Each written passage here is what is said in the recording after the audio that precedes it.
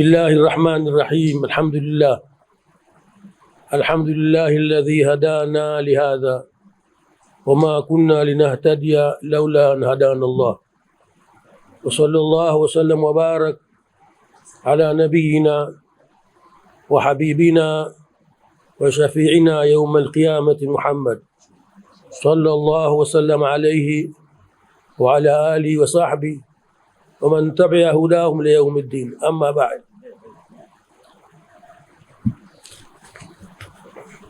nachukua fursa hii kwa niaba ya wenzangu na kwa niaba ya taasisi ya Al-Da'wa kutoa pongezi wale ambao Allah azza shanu amewafikisha katika mwaka huu kushiriki katika msafara mkubwa kama huo.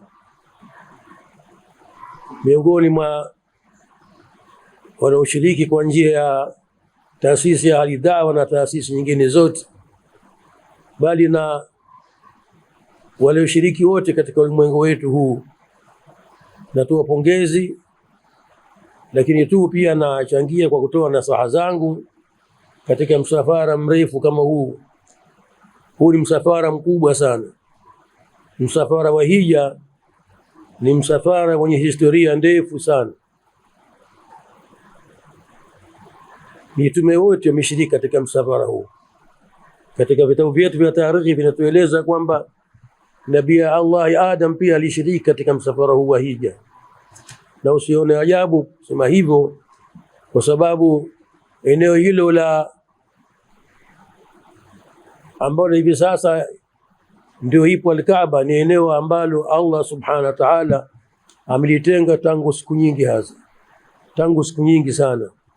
Kwa kauli yake Bwana Mtume sallallahu alaihi wasallam aliposema, inna hadha albalada haramahu Allahu yawma khalaqa as-samawati wal ard, hakika mji huu wa Makka, eneo lote ambalo ndani yake yuko Al-Kaaba, ni eneo ambalo Allah kalipa utukufu, ni haramu kumwaga damu hapo. Kafanya hivyo Allah azza shanu tangu alipoumba mbingu na ardhi.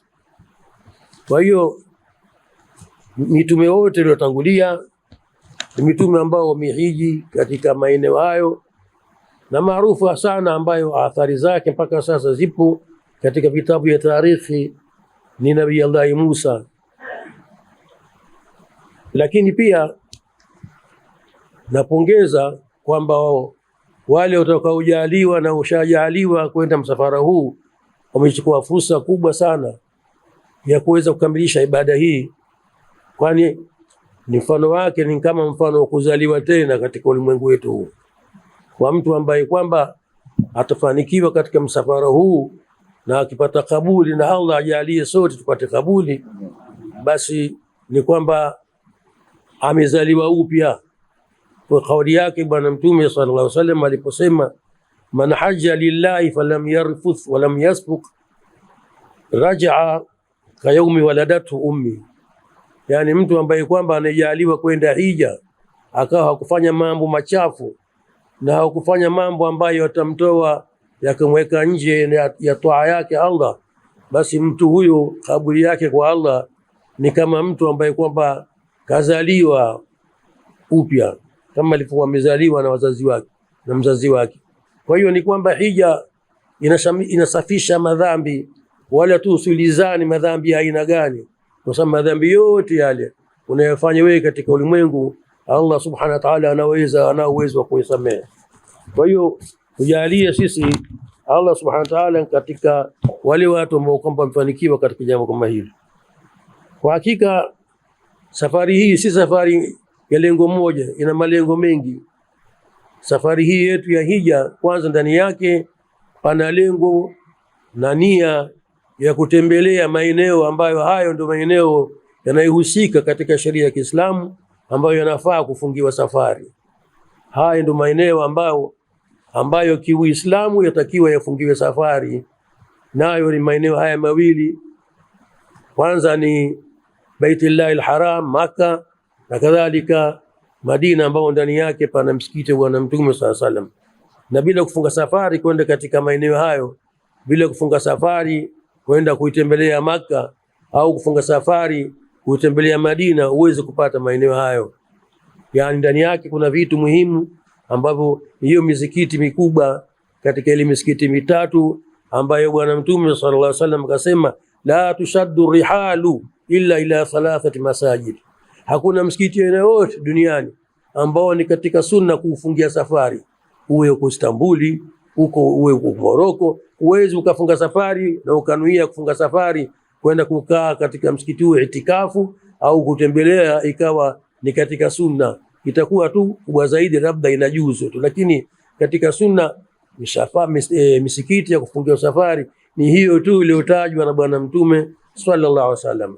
Msikiti wa kwanza kama alivyosema msomaji, al-Bait al-Atiq, ni msikiti ambao upo katika Makkah al-Mukarrama, Baitullah al-Haram. Na msikiti wa pili kwa utukufu ni huo msikiti ambao msikiti wake mwenyewe Bwana Mtume sallallahu alaihi wasallam aliujenga kwa mkono wake na akainua ardhi kwa hela zake, mpaka leo unaitwa msikiti wa Bwana Mtume sallallahu alaihi wasallam. Kwa hiyo katika msafara wetu huu kuna sehemu ya kwanza tujue ni safari ya kwenda kutembelea maeneo hayo. Kwa hiyo kuwepo tu katika maeneo hayo, na hivi sasa pia nawapongeza ndugu zetu ambao kwanza wataanzia Madina Munawwara kutokana na uwepesi wa kuifanya ibada hii, kwa sababu ukianza safari Madina utahirimia kutoka katika ile sehemu ya mikati na ijulikana katika fiqh kwa jina ya Dhul Hulaifa, na hivyo ndivyo alivyofanya Mtume sallallahu alaihi wasallam. Ni urahisi zaidi kuhirimia katika eneo ambao wewe mwenyewe unaweza kama ni kupata nafasi ya kukoga ukapata sunna kukoga na kuvaa nguo zako zinazotakiwa uzivae wakati wa ihramu na vile vile kuswali. Lakini ukiwa utahirimia katika ndege au katika treni au huwezi kuyapata yote hayo. Kwa hiyo kwa wepesi zaidi ni kuhirimia katika eneo hili la ardhi, na hasa hili ambalo tunakusudia sisi kulifungia safari eneo la Dhul Hulaifa. Hivyo ndivyo alivyofanya Bwana Mtume sallallahu alaihi wasallam. Harusemi kwamba kuhirimia kwa njia nyingine kwamba haifai, tunakusudia urahisi wa msafara wa hija.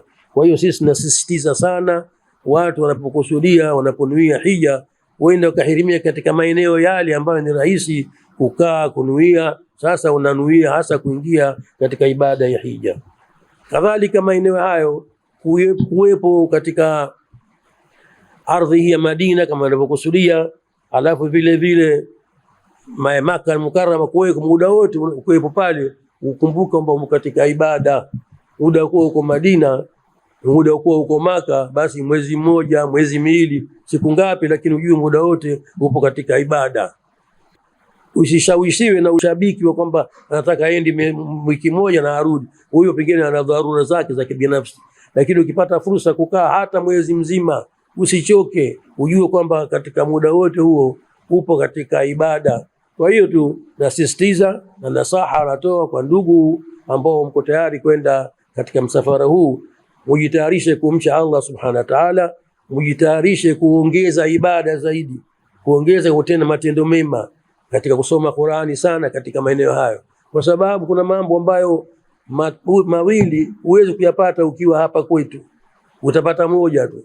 La kwanza kwamba utakuwa ibada hiyo umeifanya katika mwezi huu wa Dhulqaada na hatimaye katika mwezi wa Hija, na kama utakaa zaidi mpaka Muharram, hizi siku 90 hizi ukiwa hapa kwetu unaweza ukazipata, na unapofanya jambo jema katika miezi hii mitatu hii tunayotaja, malipo yake ni makubwa zaidi kuliko jambo lile unalolifanya katika miezi mingine. Na kadhalika la ziada ni kwamba eneo hilo ambalo sasa wewe umekusudia maalum kuja kufanya ibada hapo, ujue kwamba kuna ziada ya fadhila. Kuna ziada ya fadhila. Raka mbili unaiswali kule ina ziada ya fadhila kuliko raka mbili unaiswali hapa. Kwa hiyo tuongeze bidii sana. Tuongeze bidii sana. Tusiwe sisi tumekusudia kwenda hija tu na kufanya tawafu na kurejea, la, tukusudie kwa jumla kufanya ibada, kumfuata Allah subhanahu wa ta'ala, na Allah awe tayari kukupokea. Miongoni mwa hayo kuswali sana swala za sunna, kablia, baadia, na wale ambao wanajaliwa kwenda katika haram ya Madina au Maka kwenda kwa ajili ya salati subhi, usiwe na haraka tu baada ya salati subhi kutoka kurudi wanapokaa. usiwe na haraka, ukae mpaka wakati wa ishraki, wakati jua lishachomoza, angalau upate rakaa mbili ile. Ukaa pale msikitini, popote msikitini, hata kama uko nje, muda kwa jua lichomoze, upate rakaa mbili ambayo tunaita sunnatul ishraqi, na ni sehemu katika salati duha. Haya mambo usiache madogo madogo unayaona, lakini hayo Allah akiyapokea yanakuwa ni makubwa kwako, itakuwa ni hakiba itakayokusaidia mbele ya Allah subhanahu wa ta'ala. Na kadhalika swala nyingine, salati duha, swala za kabria na baadia, tujitahidi vile vile kufika nyakati za swala ya dhuhuri mapema, ili wakati ukiingia tu uweze ukaswali rakaa 4 za kabria dhuhuri. Usiache, kwa sababu katika nyakati ambazo Allah anaziangalia sana katika kila mchana ni hizi nyakati ninazozitaja. Mojawapo ni huo wakati wa kabla ya dhuhuri, pale pana rakaa 4 ambayo Bwana Mtume sallallahu alaihi wasallam alikuwa akidumu nazo sana, na baada ya dhuhuri kuna rakaa 4 vile vile, au kwa uchache rakaa 2, na katika al-asri kabla hujaswali al-asri pia kuna rakaa 4, na kadhalika kabla maghribi kuna rakaa 2 kablia, kadhalika na Aisha. Kwa hiyo mambo kama haya tuyape umuhimu mkubwa sana sana. Na kadhalika katika upande wa funga, kama tuna uwezo wa kufunga siku ya Jumatatu na siku ya Alhamisi, basi vile vile tuendeleze juhudi hizi, tuendeleze mazoea yetu ya tunayafanya ya ibada hapa kwetu. Kadhalika kuna ayyamul bidh, siku nyeupe, na naamini kwamba hii itakukuteni wakati nyinyi tayari mpo katika ardhi takatifu. Kwa hiyo kuna mambo mawili, kwanza katika miezi mitakatifu na vile vile katika eneo hilo ongeza juhudi katika kumcha Allah subhanahu wa ta'ala, kwani mwenye kufunga siku 3 katika kila mwezi malipo yake ni sawa vile mtu aliyofunga mwaka mzima. Kule kuishi peke yake tu katika maeneo ya Harameni, kuishi Maka au Madina kwa muda huo, Bwana Mtume sasa anasema man mata fi ahadil haramain, mtu ambaye kwamba umri wake ulikuwa mfupi akafariki katika moja ya haram hizi mbili, maeneo haya matakatifu Maka au Madina, basi Bwana Mtume anasema staujaba shafaati yaum alqiyama, huyo amestahili kupata ombi langu, ombi ambalo nitamuombea kuingia peponi siku ya kiyama. Nani hataki kuombewa na Bwana Mtume sallallahu alaihi wasallam kuingia peponi?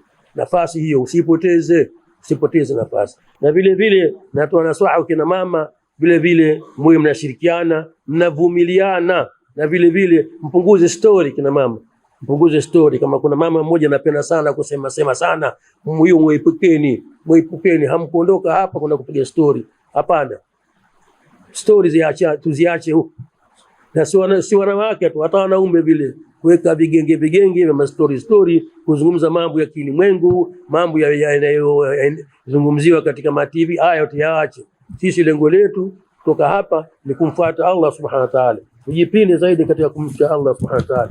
Vile vile unapoingia mwezi wa mfungo 3, bado katika zile siku 90 zinaendelea katika mwezi wa mfungo 3, mwenye kuweza kufunga kuanzia tarehe mosi katika mwezi wa mfungo 3 mpaka mwezi 8, pia katika sunna, kwa vile yeye hataweza kufunga siku ya Arafa kwa sababu kinyume cha sunna kufunga sunna ya Arafa wakati wewe katika uwanja wa Arafa. Wewe kazi uliopewa wewe ni nini? Ni kufanya zile amali zilizopo za kufanya dhikri zinazotakana, la ilaha illa Allah wahdahu la sharika lahu lahul mulku wa lahul hamdu wa huwa ala kulli shay'in qadir, au kuongezea yuhyi yaumitu wa huwa ala kulli shay'in qadir. Hasa katika siku ya Arafa tuongeze dhikri. Tusikae katika uwanja wa Arafa kwa ajili ya kupigwa picha, kwa ajili ya story. Hapana, hatukwenda si kwa lengo kutafuta story. Tushirikiane sana kumwabudu Allah subhanahu wa ta'ala, tunamuomba sana dua. Tuchukue fursa kumuomba Allah dua, vile vile dua ya pale kama dua ya hapa, tuiombee wenyewe, tuombee wa ndugu zetu, watoto wetu, afya na kila kheri. Allah atupe kila kheri, na vile vile taifa letu ili tuombee nchi yetu amani, tuombee zile vile Allah alete kila baraka katika nchi yetu hii, na vile vile dunia nzima tuiombee. Kama mnavyoona siku hizi dunia imechafuka, hakuna utulivu, mara hili mara bei inapanda. Kwa hiyo tuchukue fursa ya kuiombea hii dunia inatuhitaji, kwa sababu watu ambao kwamba hawana mambo mema, watu ambao hawana nia mema katika dunia ndio waliotawala dunia, wametawala kuleta vurugu ili watu wasipate nafasi ya kumwabudu Allah subhanahu wa ta'ala kama inatakikana. Kwa hiyo fursa tusiache, kila baada ya sala omba dua, soma sana Qur'ani, ulete adhkari kwa wingi. Kwa hiyo la ilaha illa Allah wahdahu la sharika lahu lahul mulku wa lahul hamd wa huwa ala kulli shay'in qadir. Kila subhi usiache, kila usiku usiache istighfaru mara 100 asubuhi, ilimradi adhkari zote mtazikuta, na wanaojua watakuonyesheni vitabu gani vya kupata adhkar. Ndio maana hii. Kwa hiyo ibada hiyo inaanzia toka msafara wetu kuanzia hapa. Fanye dhikri kuanzia sisi tukiwa katika ndege tunaondoka, tukithirishe ndani yake pana kaburi katika msafara. Hii ni fursa nzuri sana sana, fursa nzuri sana ambayo haiwezi kutokea mara kwa mara, isipokuwa hapo anapokusudia Allah kukujalia kama hivi. Huo ni msafara wa kwanza wa kutoka hapa kwenda katika eneo hili takatifu kwa kuanzia Madina. Baadaye sasa kuna kuja msafara mwingine wa umra. Huu ni msafara mbali, ibada ya umra ambayo inajulikana. Ibada hii ya umra wakati wote katika mwaka unaweza ukaenda umra. Kwa hiyo tujitahidi sana, tuhirimie. Na maana kuhirimia wanaume ni kule kunuia, baada kuvaa nguo zako na ushajitayarisha, kisha unaona labbaik Allahumma umra. Tunuie umra pale sisi katika mikati kama ilivyo, kwa khushu' na kuhudhurisha nafsi zetu, na baada pale tuanze msafara wetu kuelekea Maka. Labbaik Allahumma labbaik, labbaik la sharika lak labbaik. Maneno hayo unayosema unamuitikia Allah, labbaik Allahumma labbaik. Nini? Kutokana kwamba Allah subhanahu wa ta'ala, wewe ulimtuma nabii wako Ibrahim alayhi wa ala nabiyina afdalus salati wassalam, baada kujenga al-Kaaba ukamwambia atangaze, ukamwambia wa'adhin fi an-nas bil hajj yatuka rijala wa ala kulli dhamir yatina min kulli fajin amir. Wewe Allah subhanahu wa ta'ala ulimwamrisha nabii wako Ibrahim atangaze, ukamwambia wa'adhin fi an-nas bil hajj, watangazie watu hija. Nabii Ibrahim akaona kana kwamba labda sauti yake haitafika popote. Allah akamwambia, mimi nakuhakikishia sauti yako itafika kwa wote ambao kwamba watajaliwa kuwepo katika ulimwengu huu. Yatika rijala, watakuja wengine kwa miguu, wala kulli dhami, wengine watapanda wanyama. Kwa muda mrefu watakuwa mikonda wanyama kwa ajili ya msafara kwenda hija. Na sisi leo Allah subhanahu wa ta'ala karusakhirishia ulimwengu huu, tunakwenda kwa ndege, lakini msafara ni ule ule, msafara ni ule ule. Kwa hiyo sisi tuitike wakati huu mwito wake wa Nabii Allah Ibrahim kwa kazi aliyofikisha kutoka Mola wake azza shanu, alipoambia wa'adhin fi an-nas bil haji yatuka rijala labbaik Allahumma labbaik. Tunaitika mara ngapi? Tunaitika kwa katika utaratibu wa Kiislamu. Mtu anapoitwa anaitika Kiislamu labbaika, labbaik. Kwa nyinyi wengine mshaoa, mnajua kwamba unaulizwa fulani bin fulani, unaitika labbaika.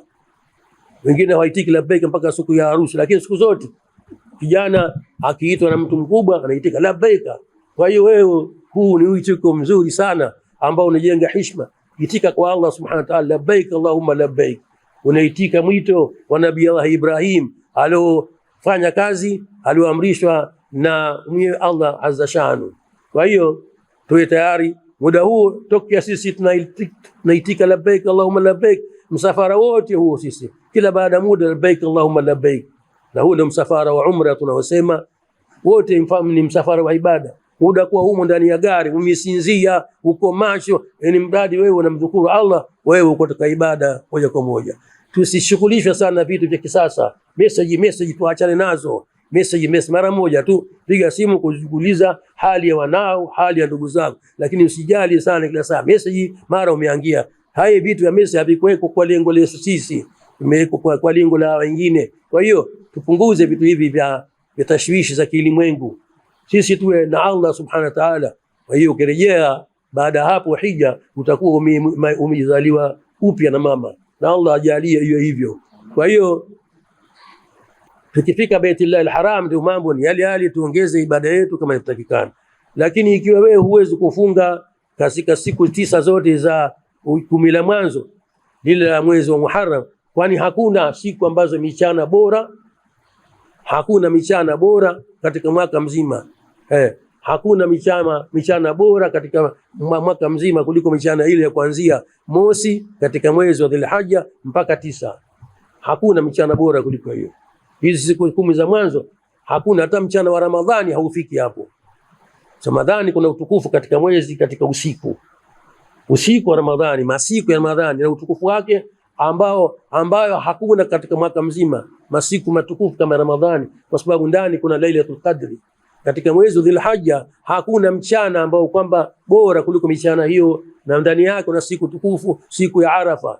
Kwa hiyo tujitahidi, tujitayarishe, kadhalika tuwe na moyo kufanya ibada, tutie nia katika kufanya mambo ya ibada tangu sasa hivi, katika hasa ile 10 la mwanzo, katika leza sana ya dhikri, tusome sana Qur'ani, tutoe sadaka vile vile wale wanaostahili kupewa sadaka, na vile vile dua, tusiache dua, nafasi kubwa usipoteze. Siku hizi hasa kuna tabia ya watu kuwa Waislamu wao midharau swala la dua, midharau swala la dua. Hata misikitini mwetu ukiona wao wanangoja tu baada ya kumaliza swala, hao wanaanza kutoka. Wale wengine ukiangalia hawana mahali pa kwenda, anatoka msikitini anakwenda pale kwenye kijiwe cha kahawa, anakunywa kahawa kutafuta porojo tu, anaacha kuongea na Mola wake azza shanu, anaacha kumuelezea Allah mahitaji yake alionayo. Wakati pale ukienda kwenye kijiwe cha kahawa, shilingi 500 mtu kukulipia kwa ajili ya kahawa, hakulipii, porojo tu baba. Hapana, tusikubali kuburuzwa na mtindo huu ambao umeenea katika siku hizi, mpaka kuidharau dua. Dua ni silaha ya mtu muumini, dua ya mtu muumini, ad-du'a silahul mu'min. Na pengine mkiacha dua, basi Allah subhanahu wa ta'ala atakuleteeni matatizo ili mumuombe, kwa sababu Allah anapenda kuomba, ud'uuni astajib lakum. Kama hamtaki kumuomba Allah subhanahu wa ta'ala atakuleteeni mtihani ili mjipinde kumuomba. Kwa hiyo tumuombe Allah kabla mtihani haijaja, tumuombe Allah subhanahu wa ta'ala. Kama hatukuweza kufunga siku zote katika zile siku 9, katika zile siku 8, kwa sisi hesabu yetu itakuwa ni siku 8 tu, basi Alhamisi, Jumatatu tufunge. Alhamisi fungeni tu, iftari ipo Ahlulbayt, al-dawa iftari wanayo, inaita Ahlulbayt kwa sababu ukifika kule Ahlulbayt wako ni hii Ahlud-dawa. Iftari ipo, funga tu, utapata iftari inshallah taala. Na tumeona wenzetu kila kufunga siku zote 8 kama hizo. La, ikiwa huwezi basi japo kwa siku 3 usikose katika siku zile za 10 la mwanzo katika mwezi wa Dhulhijja. Kwani nimesema huko nyuma kwamba siku 3 malipo yake ni sawa ya kufunga mwaka mzima. Haje ukifunga katika miezi mitatu hii niliyotaja, yani katika hii mfungo wa 3 au mfungo wa 2, siku hizo 3, kisha katika eneo takatifu kama ile. Kwa hiyo ndugu wapenzi, msafara huu una sehemu 3. Msafara wa kwanza huu wa kwenda kufuata msikiti wa Madina na kukaa pale Madina na kufanya ibada pale Madina kiasi unachoweza. Baadaye tunaondoka tunaelekea Maka kwa ajili ya kuhirimia umra. Huu msafara wa pili, msafara wa pili. Baadaye kuna msafara wa 3 wa hija, ndio huo aliotaja Nabii Allah Ibrahim.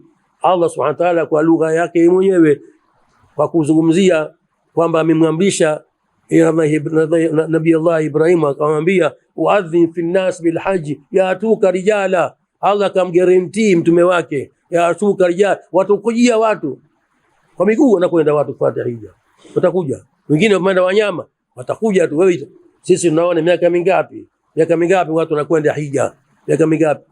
Kwa hiyo namalizia tu hapa kwa mshukuru Allah subhanahu wa ta'ala kwa neema aliyotupa hii, neema hii aliyotupa ya kutupa uzima na afya, na sisi tukuweza kushiriki katika msafara huu, na vile vile uwezo wa kimapato. Allah azidishe baraka, Allah azidishe afya kwa sisi, Allah azidishe amani katika nchi yetu, alete masikilizano, na Allah subhanahu wa ta'ala atukubalie amali zetu zote, na atupe moyo zaidi kufanya ibada na moyo zaidi kumomba kama inavyotakana. Aqulu qawli hadha wastaghfirullah li wa lakum, wassalamu alaykum wa rahmatullahi wa barakatuh. Mashallah.